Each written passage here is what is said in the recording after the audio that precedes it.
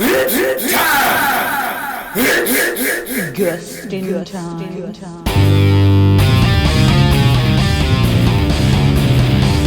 So creepy.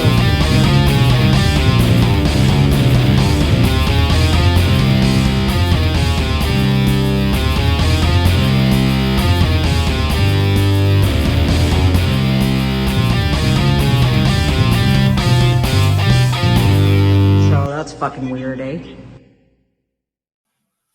Ho, ho, ho, everybody, and welcome to this very special year-end holiday episode of Gustin Time. I, of course, am jolly old Saint Nicotine, and joining me is my jolly little elf, Shonna. All right, so it's been a while since we've had an episode of Gustin Time, and there's a reason for that. There's reasons for that. There's more than one reason for that. That's all going to be talked about on the first episode of 2026. But I just want to tell you guys now, if you haven't been following what we've been posting on Facebook, you're in for a wild fucking ride. Okay, there's a lot of weird shit that's been happening, and there's no explanation for it. So it's going to get wild in 2026. Let's just say that. My cat totally has the zoomies right now, too, as you're saying that. She's like, foo, foo, foo. Well, that kind of makes sense. I'm not surprised. But yeah, we've also had a bunch of technical difficulties and shit. Yeah, I think that's part of it, honestly. I think that might be part of all the weird shit going on. But it's definitely weird. Also, before we get into this episode, there's a new Facebook group, and it is for fans of the Gustin Time podcast. If you're not a member, join. Seriously, you're going to get all kinds of cool shit if you join the group. I might even let you see the episode before it hits YouTube. We're going to do polls, questions. That's where you can interact with us. So join the group. I post it on my Facebook page all the time. And you can interact with both of us directly because we're both admins of the group. It's going to be a fun time. And good job setting that up, man. Thanks. I did it the other night, and I was like, you know what? We need a fucking group. So I just made one. I didn't understand what the hell I was doing because I'm a technology-deprived individual. Let's put it that way. But what are we going to talk about today? Remote viewing. So there are a lot of sources for remote viewing when it comes to talking about it.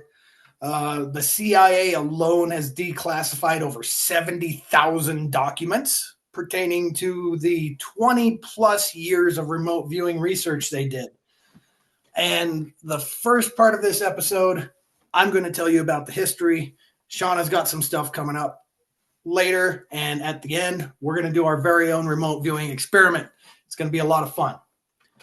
So this all started in June of 1972.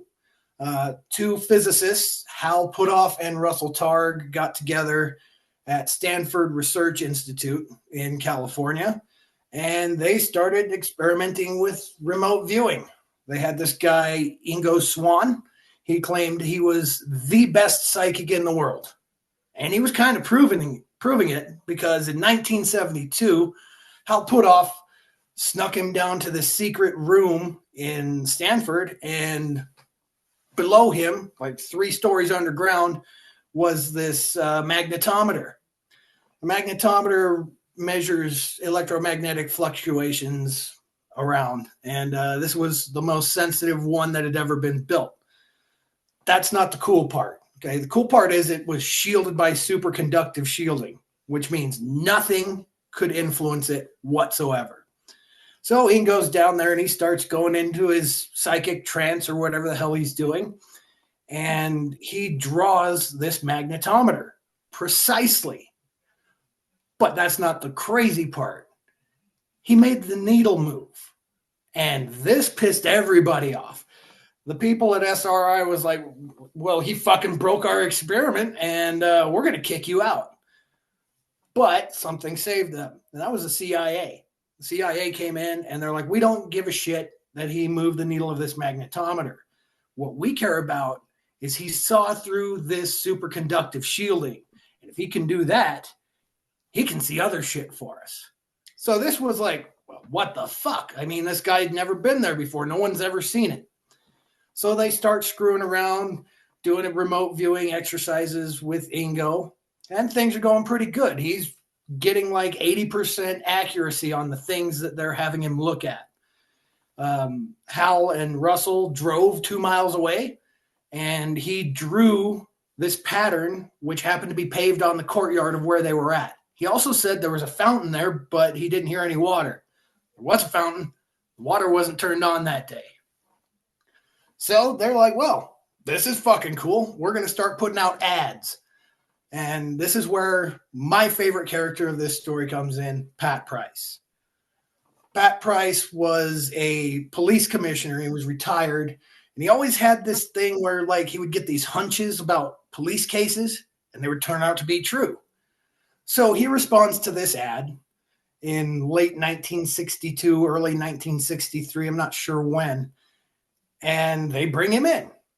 So Kit Green is a physicist at SRI, and he's kind of overseeing everything. But the guy that knows everything is Ken Kress. Ken Kress is a physicist also, but he's also an undercover CIA agent. Nobody knows he works for the CIA. He's at SRI keeping an eye on this shit. So one day they tell Kit Green, we're doing this remote viewing by coordinates. So this door opens at the end of the hall, and this guy comes out, and Kit Green goes, hey, I need some coordinates. So this random guy that's working at SRI gives him some coordinates, and he goes, I know you don't know anything about what's there. Good luck. So they give the coordinates to Ingo and their new guy, Pat Price. Well, they both draw the same thing. It's this big military complex. It's super secretive. There's a giant satellite dish, corridors, all this shit. It's super secret, right? That's what they think. It's a really sexy target is what they call it. So the guys report back to Kit Green, and they tell him everything.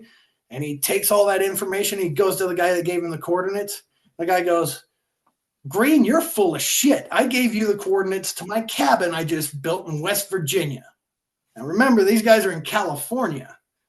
And this site in West Virginia is 3,000 miles away. But they got it wrong. So Kit Green calls up Russell Targ and Hal Puthoff, and he goes, well, your guy got it wrong. It's a cabin. And Russell Targ goes, well, that's interesting because the other guy got the exact same thing. Ingo Swann and Pat Price had never met at this point, but they drew the same thing. Not only that, Pat Price saw a file cabinet in this facility that was 3 stories underground. And on that file cabinet, it said Operation Pool Cue. So he looked in the filing cabinet and saw 3 folders, 8-ball, 4-ball, and rack up. So this isn't all said at first, but Kit Green's like, well, if they both got it, I'm going to go see what the hell's out there. So he goes all the way to West Virginia, drives to the coordinates, and what does he find? The cabin. But 100 meters down the road, there's a dirt road.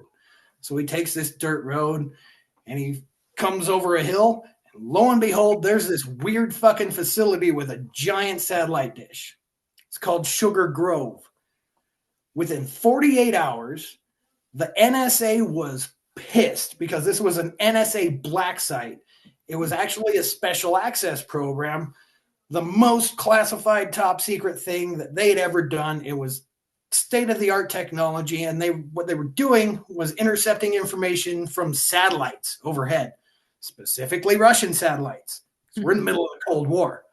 This is 1973 when this goes down. So everyone's pissed off. The NSA is like, why is the CIA spying on us with psychics? And that really got remote viewing going. The CIA was like, well, shit, we're going to throw a lot of money at this. And at this time, there's this really nasty, shady character from U.S. history that comes into the picture. This man's name is Sidney Gottlieb. Sidney Gottlieb is very famous for one thing with the CIA. The most evil, diabolical thing the U.S. government has ever done to its citizens, MK Ultra. If you don't know what MK Ultra is, we'll get into that at some other point. But basically, they were testing LSD on people. There is speculation, and I think it might be true, that Charles Manson was actually a subject of MK Ultra. There's a lot of evidence for that. I know all about that too. We'll talk about it sometime. Anyway, so things are going good. They keep doing these remote viewing experiments, and Ingo and Pat are nailing it every time. Their success rate is something like 85, 90%. Everyone's like, well, hell, if they can do this, I bet the Russians can do it. So they're getting all freaked out, and they start looking for more psychics. They run into this guy named Uri Geller. So they talk to Uri, and then Ken Kress, the super secret spy who's there, does a little background in looking and finds out that Uri Geller is working for Mossad. So that's not going to work. So at about this time, some big news happens in California. Patty Hearst gets kidnapped. What does this have to do with remote viewing? Well, the remote viewers go talk to the Berkeley Police Department, and they're like, we want to work with you because apparently you guys can see shit. None of this is exposed for decades. This is all top secret. But Hal Puthoff and Russell Targ go out with all this information that Pat Price had gathered, and he actually looked at a mug book, and he pointed at Donald DeFreeze, and he said, that guy's the ringleader, and it has to do with politics. It's not just for ransom. This turns out to be true. Donald DeFreeze is the ringleader of the group that kidnapped Patty Hearst. So Pat gives him all these coordinates, and he says, well, this is where the car is. This is where she's being held. This is what the apartment looks like, and she's actually being held in a closet. All of this ends up being true. The problem is Berkeley Police Department is not communicating with the Alameda Sheriff's Department, and they're not communicating with the FBI. So that falls to shit. If it would have went differently, Patty Hearst probably would have been rescued out of this fucking closet she was in for over a year, and she probably wouldn't have ended up in a bank with a fucking machine gun. But, you know, psychic woo-woo shit. It's all crazy. I mean, this is all verified. It's released in CIA documents, so I don't understand why everyone's saying that remote viewing is all a bunch of nonsense. It's proven it's pretty fucking true. So the CIA is like, damn, this Pat Price guy's really fucking good. And they end up wanting to steal him away from SRI and go have him work on a farm outside of Washington, D.C. So it happens. And he's doing shit for the CIA in Washington, D.C. And then 4 months go by, and it's time for him to take a little break. So he's going to go to Las Vegas. On the way to Las Vegas, he stops, and he sees Hal Puthoff and Russell Targ, who are now his friends. And he makes some phone calls, and he's telling people goodbye, which is weird. And he alters his trip to go see his son in Salt Lake City. And at this time, he also buys a $1 million life insurance policy on himself. Nobody knows why. So Pat goes to Las Vegas, and he doesn't make it. He dies in a hotel room alone. There are rumors that he said he had food poisoning. So Kit Green hears about this, and he hauls ass out to Las Vegas. And he gets there, and there's this dude with a fucking attaché case in the hospital. And he's got all of Pat Price's medical records, and Pat had this heart problem. But here's where it gets really fucking weird. So this guy leaves, and they don't make it a medical examiner case because Pat had a medical issue. Kind of happens, but not back then. This is 1975. You should have an autopsy done on anybody who works for the CIA, number one. So they don't do an autopsy on him. Then they cremate the body, and then they call his wife. So his body was never seen by anyone other than the guy with the briefcase, the people who pronounced him dead. I don't think Kit Green ever saw him. That comes into play later. But this all ties back into what Pat was doing when he was making these phone calls and buying life insurance. What was the deal? Did he know he was going to die, or did he know they were going to kill him? What the hell was going on? But that's not where it ends with Pat and his death. Pat was up to some kind of stupid shit. See, Pat was a very religious man, and he would go to church, and he felt really guilty about all the stuff he was doing for the CIA. So he told the confessor of his church everything that was going on. Well, this church had some problems with the IRS, and they were going to blackmail the U.S. government and say, we're going to release all this shit unless you make our tax problems go away. Now, in the 1970s, mid-1970s, in the CIA, there's one way you deal with threats like that. You take out the threat. So there's all kinds of speculation that Pat Price was murdered by the CIA because of some extortion that his church was trying to do. Another theory is that the Russians killed him. So there's actually a guy that was KGB, and apparently he went on a show. I can't find this clip anywhere, but I've heard it mentioned multiple times. This guy says, yeah, we did all this poison shit, and we got so good at it that if we got the medical records of someone we wanted to take out, we could craft a poison to exacerbate their medical issues, and they just die, and it doesn't look like anything happened other than, oh, well, it must have been because they were all fucked up. This is all allegedly true. But what is also true is the CIA got exposed for building a fucking heart attack gun. This is real. The CIA had a gun that could give people heart attacks. And what did Pat Price die from? Heart-related issues.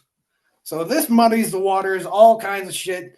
CIA's like, well, fucking Pat Price is dead. We don't want anything to do with remote viewing anymore because it's fucking weird as shit. That's what they say.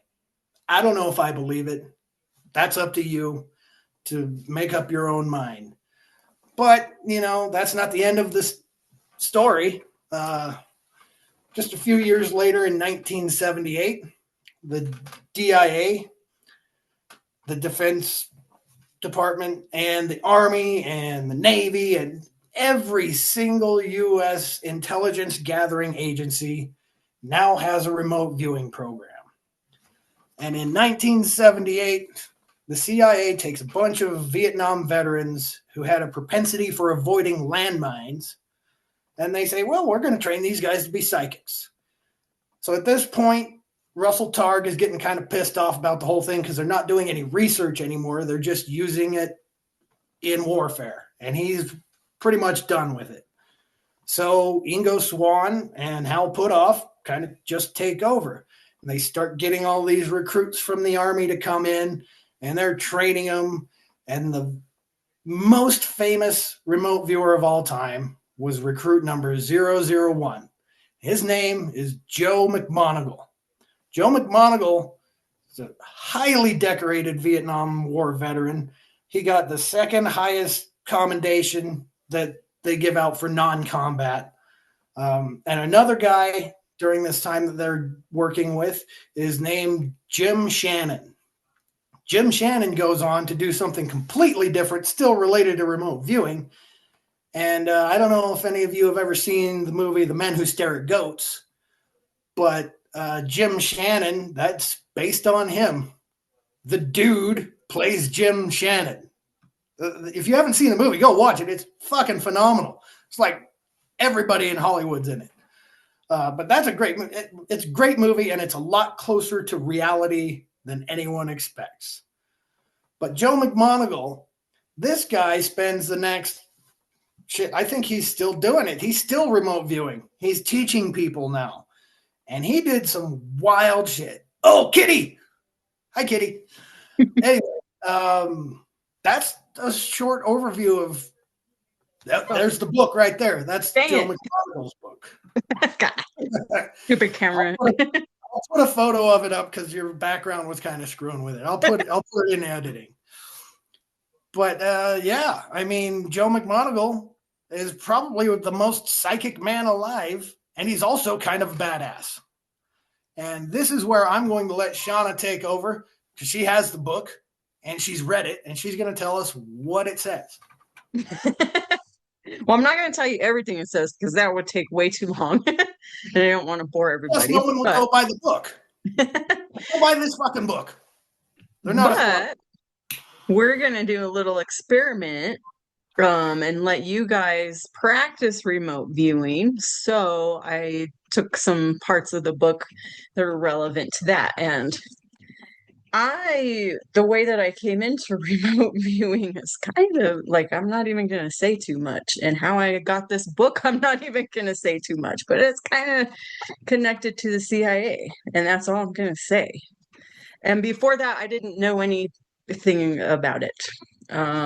So that whole story is kind of interesting as well, because everything that happens in our lives seems to be just kind of crazy. But anyway, it fell into my lap, I'll just say. And so, yeah, I have this book with, I know, people have notes in here that have used this book and highlights and all kinds of things, like people who are actually using this. So, as far as our little experiment, though, there's a few pointers from the book that I just want to kind of point out. One thing that I think it's chapter 1, which is very interesting, is remote viewing is described as a martial art, which is like so true. And then he even goes through and outlines like different belts, like different levels, right, of how good you are, what step of the process you're in as you're being trained, and correlates those to different belts. But that's not an interesting point right there is something I didn't mention, and it's said by everybody who's been involved with remote viewing. This isn't a superhuman ability. Everybody can do this. Training is the whole thing. Yeah. And the other comparison to martial art, I mean, using martial arts as a comparison is really good for that perspective, but also how you kind of have to approach it, which is training, right? So martial arts has a process, right? And a very, strict kind of training that you go through. So, even if everybody can do it, you're going to get better with training and evolve. And so another thing in the book that relates to the comparison to martial arts is being Zen. And that's exactly how he describes it in the book. That is not my words. So really paying attention to your mental and spiritual state. That's huge. So there's a couple different places in the book where it's pointed out what you really need to let go of and what you need to do to, to be more successful. And so he talks about a foundation, right? So having a foundation and different components to that, which is letting go, first of all, letting go of your rational mind. Right. So letting go. We don't have that problem. Right. So letting go of your rationalizations and your calculating aspects of the mind. Like you have to let all of that go. In order to really open it up. And he uses the term empty vessel, like you need to kind of be an empty vessel. And if you've got your mind going, so my key point is it really does correlate to like meditation and things like that. And for, people who are in the CIA and, doing all this research and stuff for those people to be, acknowledging that alone is pretty cool. So he talks about you got to eliminate your ego. Don't even think about yourself or like, oh, if I'm successful, you know what I mean? Like, yeah, don't even have an ego about it. You got to get rid of that first thing. Get rid of any expectations, especially expectations for perfection. Like if you're trying, you got to let go of that rational part of your mind. he mentions that spiritual and philosophic growth is going to be required to kind of evolve and be successful. And you have to eliminate fear. And that includes like, it's mentioned like even just fear of, oh, I'm trying something new and I'm kind of, like if you have any feelings or fears or just anything, like you really have to just be zen and be really calm and just let go of all that. So those are kind of some of the main things that he points out as far as, being successful. So do you So first, I'll go over like some of the key points that what I find about remote viewing to be so interesting. And then we'll go through your little experiment. Are we at that point? Okay. So we'll end it on kind of like the steps for practicing this on your own. But before we do that, I just want to kind of mention a few points about why I find it so fascinating. Like I said, it just kind of fell into my lap. I'm more experienced with like paranormal ghosts, weird stuff like that. And I haven't done too much with remote viewing. But what really stands out to me are a couple of key points. For the first one is just that the intelligence agencies are involved, right?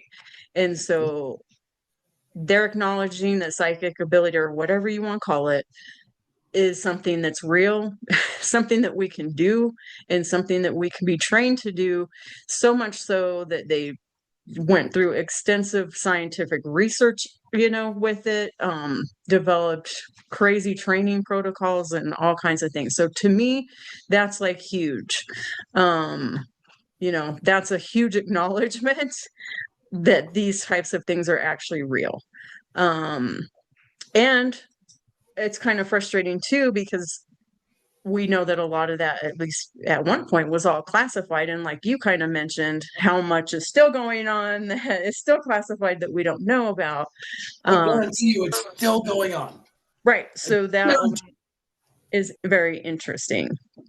It also tells us there's a lot about our consciousness and our abilities as humans that we're capable of, but we don't know and understand. And some of that might be being hidden from us, right? Absolutely. And then the concept of time and space, right? Time isn't real. It kind of comes into play here. And then just the fact that, in the book itself, it's the terms mystical, paranormal, psychic is all intertwined with science, right? And I think that's huge because we've always kind of separated that out and kind of, some people think both can exist at the same time. So that's what I find, really interesting about remote viewing. Now we're going to move into the next part because we only have a few minutes left. So we're going to have a little, exercise for people to do. A couple key points is, the whole point of remote viewing is practice, like a martial art, right? So if you're really serious about it, doing it multiple times to kind of see what was successful and what wasn't, and maybe something will come to you and you dismissed it or whatever. Doing it multiple times will help you get better at it, basically, and learn what works best for you. So you have like a paper or something? Yeah, so I've got this notebook here, and on the front page of this notebook, the first page, I've written some coordinates. 12, 05, 08, 20. This is what you're going to focus on when you do this remote viewing experiment. Just focus on those coordinates and see what comes to your mind. Draw whatever comes to your mind and take a picture of it. Send it to us. Send it to us on Facebook. Send it to gustintimepodcast@gmail.com. Post it in the group. And we're going to do this, and we'll reveal what the drawing is on the next episode, which will be next year. So right now, I'm going to draw this symbol. So he's going to draw it, and I'm just going to say, like, if you're serious about this, you want to try and see what you can do. You don't have to share it with us if you don't want, but if you're successful, we would love to see. Absolutely. And then just remember, relax, remember that Zen, philosophy. You can write those coordinates or that number on your paper, have a pen and paper, let go of any expectations, and then just record, clear your mind, don't have your phone on or, distractions, and then record what you get. Yeah. Try to figure it out. Let go of that part of your mind, sketch it, go back to that number. I've drawn it. It's in this book.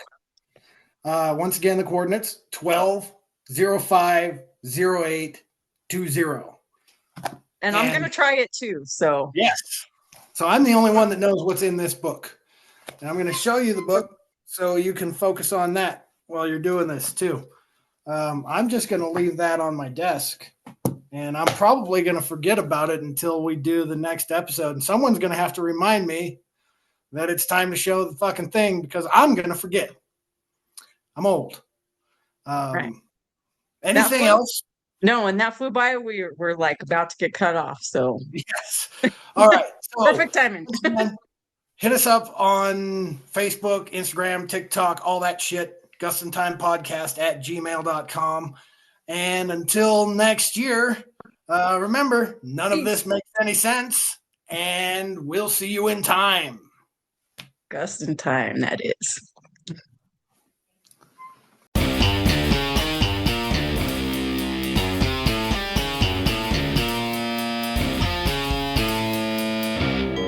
We'll see you in time.